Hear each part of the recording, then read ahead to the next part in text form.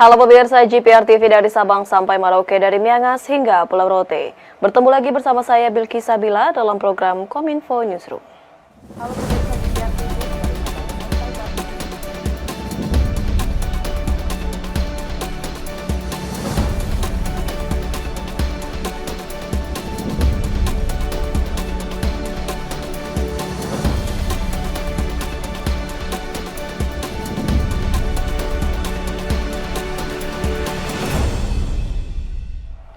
Kita awali informasi pertama. Pemirsa, Presiden Republik Indonesia Joko Widodo meresmikan peletakan batu pertama pembangunan pabrik pipa Wafin Manufacturing Indonesia di kawasan industri terpadu Batang, Jawa Tengah. Dibangunnya pabrik pipa Wafin di Indonesia akan membuat Indonesia berhenti impor pipa dan mampu untuk memenuhi kebutuhan pipa dalam negeri. Presiden Republik Indonesia Joko Widodo memastikan Indonesia tidak akan lagi mengimpor pipa saat produksi nasional terpenuhi.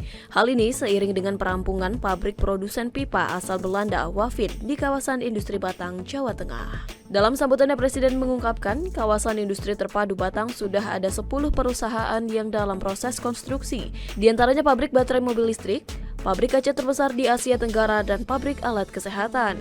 Presiden berharap kehadiran pabrik ini tak hanya untuk memenuhi kebutuhan dalam negeri, tetapi juga untuk memasok kebutuhan global.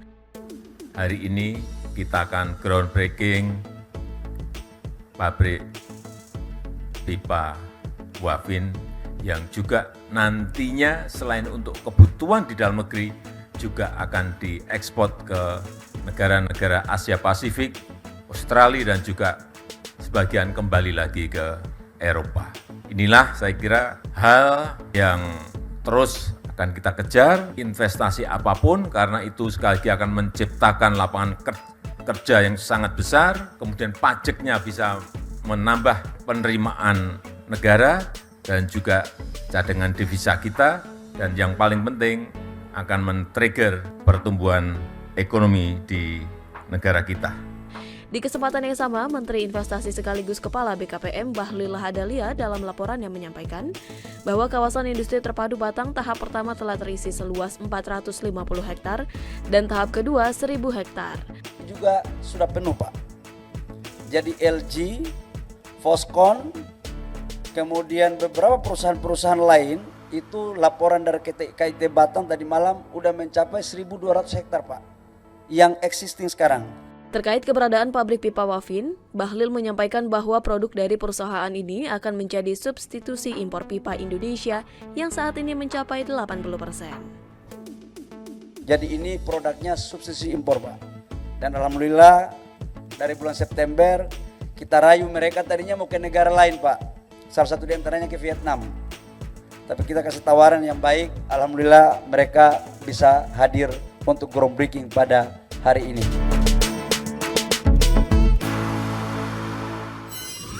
Di kesempatan yang sama, Presiden Republik Indonesia Joko Widodo menilai di tengah kondisi global yang tidak menentu, Indonesia masih diminati investor untuk berinvestasi.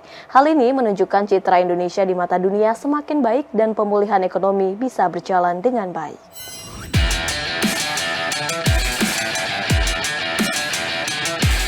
Kawasan industri terpadu Batang resmi dibangun setelah Presiden Joko Widodo melakukan peletakan batu pertama atau groundbreaking produsen pabrik pipa di Batang, Jawa Tengah pada Senin 3 Oktober 2022.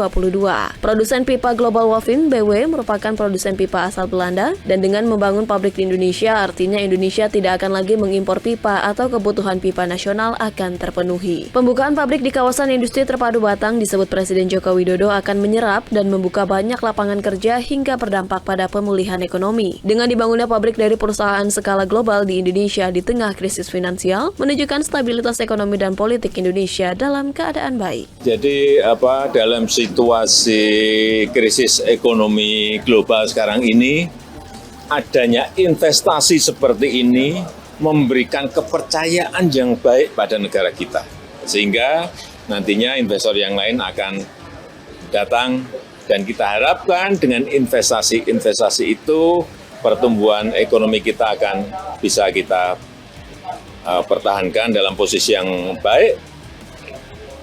Dan yang kedua, bisa membuka lapangan kerja yang seluas-luasnya Yang ketiga, memberikan penerimaan negara, baik itu lewat pajak, lewat penerimaan negara bukan pajak, BNPB, atau lewat pajak karyawannya, dan bisa juga men-trigger pertumbuhan ekonomi di daerah. Itulah fungsi investasi, dan kepercayaan seperti ini memang harus kita jaga betul.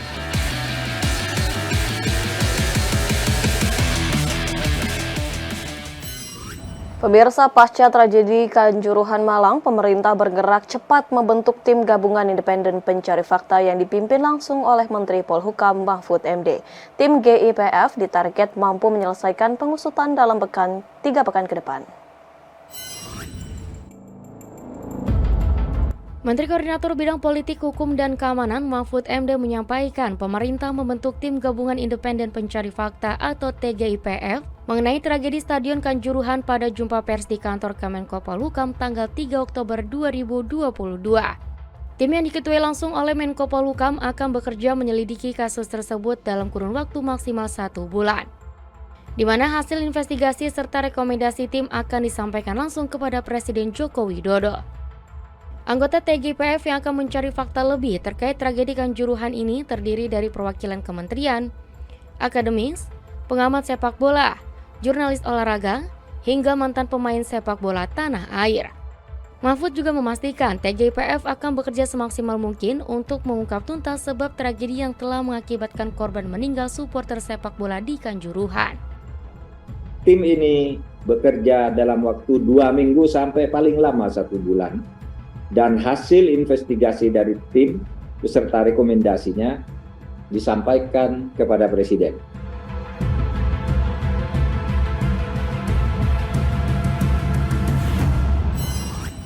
Puncak acara pertemuan kepala negara anggota G20 tinggal sebulan lagi. Pemerintah terus mematangkan persiapan KTT G20 agar semua berjalan dengan baik.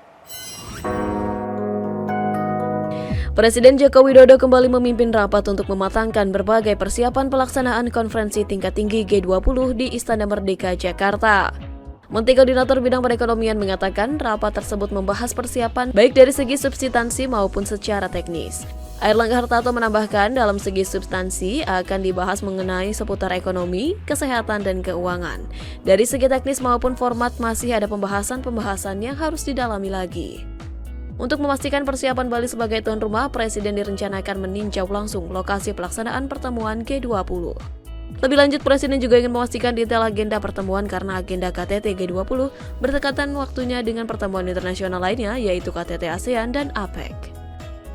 Tadi disampaikan ke Bapak Presiden dan pada prinsipnya persetujuan mengenai format dan juga bentuk laporan akhir yang masih akan dibahas di dalam 4 putaran South Sherpa di bidang kegiatan-kegiatan dari konten.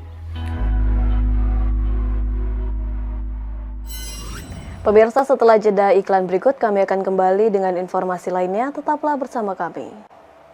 Halo.